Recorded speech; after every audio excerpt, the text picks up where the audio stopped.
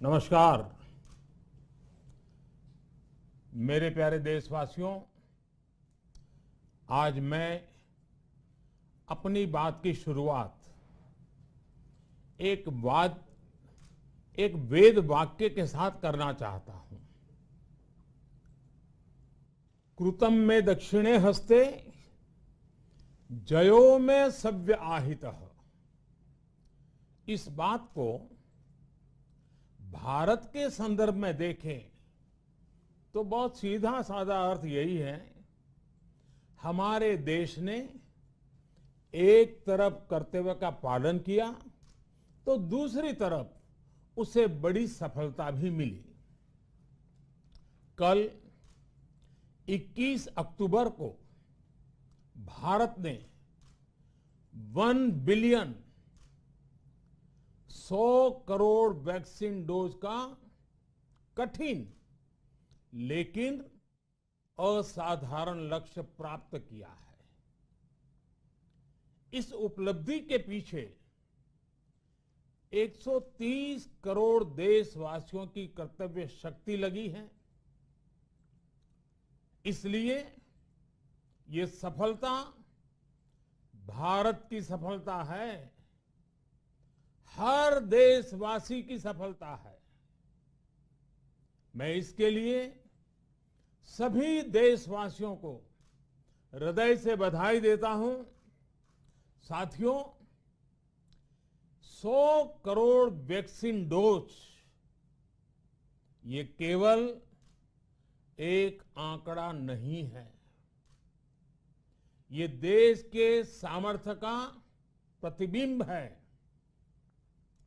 इतिहास के नए अध्याय की रचना है। ये उस नए भारत की तस्वीर है जो कठिन लक्ष्य निर्धारित कर उन्हें हासिल करना जानता है। ये उस नए भारत की तस्वीर है जो अपने संकल्पों की सिद्धि के लिए परिश्रम की पराकाष्ठा करता है। साथियों, आज कई लोग भारत के वैक्सीनेशन प्रोग्राम की तुलना दुनिया के दूसरे देशों से कर रहे हैं। भारत ने जिस तेजी से 100 करोड़ का 1 बिलियन का आंकड़ा पार किया है, उसकी सराहना भी हो रही है। लेकिन इस विश्लेषण में एक बात अक्सर छूट जाती है कि हमने ये शुरुआत कहां से की है।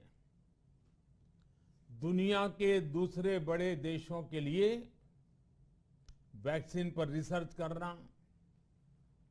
वैक्सीन खोजना, इसमें दशकों से उनकी महारत है, एक्सपर्टाइज थी। भारत अधिकतर इन देशों की बनाई वैक्सीनेशन पर ही निर्भर रहता था, हम बाहर से मंगवाते थे। इसी वजह से जब 100 साल की सबसे बड़ी महामारी आई तो भारत पर सवाल उठने लगे, क्या भारत इस वैश्विक महामारी से लड़ पाएगा? भारत दूसरे देशों से इतनी वैक्सीन खरीदने का पैसा कहां से लाएगा? भारत को वैक्सीन कब मिलेगी? भारत के लोगों को वैक्सीन मिलेगी भी या नहीं? क्या भारत इतने लोगों को टीका लगा पाएगा कि महामारी को फैलने से रोक सके? भांति भांति के सवाल थे। लेकिन आज ये 100 करोड़ वैक्सीन डोज हर सवाल का जवाब दे रहा है। भारत ने अपने नागरिकों को 100 करोड़ वैक्सीन डोज लगाई हैं और वो भी मुफ्त, बिना पैसा लिए। साथियों, 100 करोड़ वैक्सीन डोज का एक प्रभाव ये भी होगा कि दुनिया अब भारत को कोरोना से ज्यादा सुरक्षित मानेगी। एक फार्मा हब के रूप में भारत को दुनिया में जो स्वीकृति मिली हुई है, उसे और मजबूती मिलेगी। पूरा विश्व आज भारत की इस ताकत को देख रहा है, महसूस कर रहा है। साथियों, भारत का वैक्सीनेशन अभियान सबका साथ, सबका विकास, सबका विश्वास और सबका प्रयास का सबसे जीवंत उदाहरण है।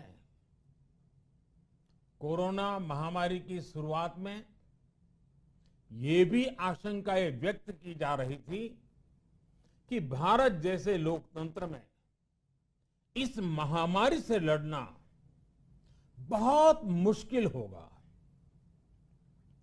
भारत के लिए, भारत के लोगों के लिए ये भी कहा जा रहा था कि इतना संयम, इतना अनुशासन यहां कैसे चलेगा।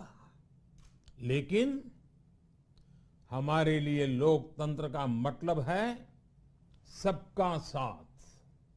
सबको साथ लेकर देश ने सबको वैक्सीन, मुफ्त वैक्सीन का अभियान शुरू किया। गरीब, अमीर, गांव, शहर, दूर सुदूर, देश का एक ही मंत्र रहा कि अगर बीमारी भेदभाव नहीं करती तो वैक्सीन में भी भेदभाव नहीं हो सकता। इसलिए यह सुनिश्चित किया गया कि वैक्सीनेशन अभियान पर वीआईपी कल्चर हावी न हो। कोई कितने ही बड़े पद पर क्यों न रहा हो, कितना ही धनी क्यों न रहा हो, उसे वैक्सीन सामान्य नागरिकों की तरह ही मिलेगी।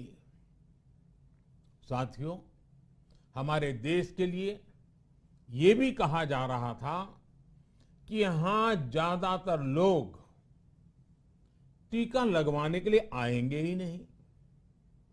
दुनिया के कई बड़े विकसित देशों में आज भी वैक्सीन हेजिटेंसी एक बड़ी चुनौती बन गई है। लेकिन भारत के लोगों ने 100 करोड़ वैक्सीन डोज लेकर ऐसे लोगों को निरुत्तर कर दिया है। साथियों, किसी अभियान में जब सबका प्रयास जुड़ जाता है तो परिणाम अद्भुत ही होते हैं। हमने महामारी के खिलाफ देश की लड़ाई में जन भागीदारी को अपनी पहली ताकत बनाया। फर्स्ट लाइन ऑफ डिफेंस बनाया। देश ने अपनी एकजुटता को ऊर्जा देने के लिए ताली, थाली बजाई, दिए जलाए। तब कुछ लोगों ने कहा था कि क्या इससे बीमारी भाग जाएगी? लेकिन हम सभी को उसमें देश की एकता दिखी, सामूहिक शक्ति का जागरण दिखा। इसी ताकत ने कोविड वैक्सीनेशन में आज देश को इतने कम समय में 100 करोड़ तक पहुंचाया है। कितनी ही बार हमारे देश ने एक दिन में 1 करोड़ टीकाकरण का आंकड़ा पार किया है। ये बहुत बड़ा सामर्थ्य है, प्रबंध कौशल है, टेक्नोलॉजी का बेहतरीन इस्तेमाल है, जो आज बड़े बड़े देशों के पास भी नहीं है। साथियों, भारत का पूरा वैक्सीनेशन प्रोग्राम विज्ञान की कोख में जन्मा है, वैज्ञानिक आधारों पर पनपा है और वैज्ञानिक तरीकों से चारों दिशाओं में पहुंचा है। हम सभी के लिए गर्व करने की बात है कि भारत का पूरा vaccination program science bound, science driven और साइंस बेस्ड रहा है। वैक्सीन बनने से पहले और वैक्सीन लगने तक इस पूरे अभियान में हर जगह साइंस और साइंटिफिक अप्रोच शामिल रही है। हमारे सामने चुनौती मैन्युफैक्चरिंग को लेकर भी थी, प्रोडक्शन को स्केल अप करने की भी थी। इतना बड़ा देश, इतनी बड़ी आबादी, उसके बाद अलग अलग राज्यों में, दूर दराज इलाकों में समय से वैक्सीन पहुंचाना, ये भी किसी भागीरथ कार्य से कम नहीं था। लेकिन वैज्ञानिक तौर तरीकों और नए नए इनोवेशन से देश ने इस चुनौतियों के समाधान तलाश से असाधारण स्पीड से संसाधनों को बढ़ाया गया। किस राज्य को कितनी वैक्सीन कब मिलनी चाहिए, किस इलाके में कितनी वैक्सीन पहुंचनी चाहिए, इसके लिए भी वैज्ञानिक फॉर्मूले के तहत काम हुआ। हमारे देश ने कोविन प्लेटफॉर्म की जो व्यवस्था बनाई है, वो भी विश्व में आकर्षण का केंद्र है। भारत में बने कोविन प्लेटफॉर्म ने न केवल आम लोगों को सहूलियत दी, बल्कि हमारे मेडिकल स्टाफ के काम को भी आसान बनाया। साथियों, आज चारों तरफ एक विश्वास है, उत्साह है, उमंग है। समाज से लेकर इकोनॉमी, हम हर तबके पर देखें, ऑप्टिमिज्म ऑप्टिमिज्म ऑप्टिमिज्म ही नजर आता है। एक्सपर्ट्स और देश विदेश की अनेक एजेंसीज भारत की अर्थव्यवस्था को लेकर बहुत सकारात्मक है। आज भारतीय कंपनियों में न सिर्फ रिकॉर्ड इन्वेस्टमेंट आ रहा है, बल्कि युवाओं के लिए रोजगार के नए अवसर भी बन रहे हैं। स्टार्टअप्स में रिकॉर्ड इन्वेस्टमेंट के साथ ही रिकॉर्ड स्टार्टअप्स यूनिकॉर्न बन रहे हैं। हाउसिंग सेक्टर में भी नई ऊर्जा दिख रही है। पिछले महीनों में किए गए कई सारे रिफॉर्म्स, कई सारे इनिशिएटिव, गति शक्ति से लेकर नई ड्रोन पॉलिसी तक भारत की अर्थव्यवस्था को और तेजी से आगे बढ़ाने में बड़ी भूमिका निभाएंगे। कोरोना काल में कृषि क्षेत्र ने हमारी अर्थव्यवस्था को मजबूती से संभाले रखा। आज रिकॉर्ड लेवल पर अनाज की सरकारी खरीद हो रही है। किसानों के बैंक खातों में सीधे पैसे जा रहे हैं। वैक्सीन के बढ़ते हुए कवरेज के साथ साथ आर्थिक सामाजिक गतिविधियां हो, खेल जगत हो, टूरिज्म हो, एंटरटेनमेंट हो, सब तरफ सकारात्मक गतिविधियां तेज हो रही हैं। आने वाले त्योहारों का मौसम इसे और गति देगा और शक्ति देगा। साथियों, एक जमाना था जब मेड इन ये कंट्री, मेड इन वो कंट्री, इसी का बोलबाला था, बहुत क्रेज हुआ करता था। लेकिन आज हर देशवासी ये साक्षात अनुभव कर रहा है कि मेड इन इंडिया की ताकत बहुत बड़ी होती है। और इसलिए आज मैं आपसे फिर ये कहूंगा कि हमें हर छोटी से छोटी चीज जो मेड इन इंडिया हो, जिसे बनाने में किसी भारतवासी का पसीना बहा हो, उसे खरीदने पर जोर देना चाहिए। और ये सबके प्रयास से ही संभव होगा। जैसे स्वच्छ भारत अभियान एक जन आंदोलन है, वैसे ही भारत में बनी चीज खरीदना, भारतीयों द्वारा बनाई चीज खरीदना, वोकल फॉर लोकल, ये हमें व्यवहार में लाना ही होगा।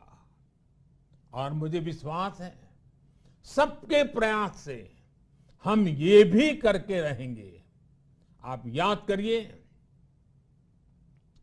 पिछली दिवाली हर किसी के मन मस्तिष्क में एक तनाव था, लेकिन इस दिवाली 100 करोड़ वैक्सीन डोज के कारण एक विश्वास का भाव है। अगर मेरे देश की वैक्सीन मुझे सुरक्षा दे सकती है, तो मेरे देश का उत्पादन, मेरे देश में बने सामान मेरी दिवाली और भी भव्य बना सकते हैं। दिवाली के दौरान बिक्री की एक तरफ और बाकी साल की बिक्री एक तरफ होती है। हमारे यहां दिवाली के समय, त्योहारों के समय बिक्री एकदम बढ़ जाती है। 100 करोड़ वैक्सीन डोज हमारे छोटे छोटे दुकानदारों, हमारे छोटे छोटे उद्यमियों, हमारे रेहड़ी पटरी वाले भाइयों बहनों, सभी के लिए आशा की किरण बनकर आई है। साथियों, आज हमारे सामने अमृत महोत्सव के संकल्प है, तो ऐसे में हमारी ये सफलता हमें एक नया आत्मविश्वास दिलाती है। हम आज कह सकते हैं कि देश बड़े लक्ष्य तय करना और उसे हासिल करना बखूबी जानता है, लेकिन इसके लिए हमें सतत सावधान रहने की जरूरत है। हमें लापरवाह नहीं होना है। कवच कितना ही उत्तम हो, कवच कितना ही आधुनिक हो, कवच से सुरक्षा की पूरी गारंटी हो, तो भी जब तक युद्ध चल रहा है, हथियार नहीं डाले जाते। मेरा आग्रह है कि हमें अपने त्योहारों को पूरी सतर्कता के साथ ही मनाना है। और जहां तक मास्क का सवाल है, कभी कभी जरा, लेकिन अब तो डिजाइन की दुनिया भी मास्क में प्रवेश चुकी है। मेरा इतना ही कहना है, जैसे हमें जूते पहन करके ही बाहर जाने की आदत लग गई है ना, बस वैसे ही मास्क को भी एक सहज स्वभाव बनाना ही होगा। जिनको अभी तक वैक्सीन नहीं लगी है, वो इसे सर्वोच्च प्राथमिकता दें। जिन्हें वैक्सीन लग गई है, वो दूसरों को प्रेरित करें।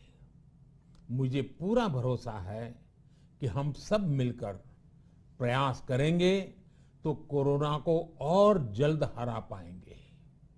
आप सभी को आने वाले त्योहारों की एक बार फिर बहुत बहुत शुभकामनाएं, बहुत बहुत धन्यवाद।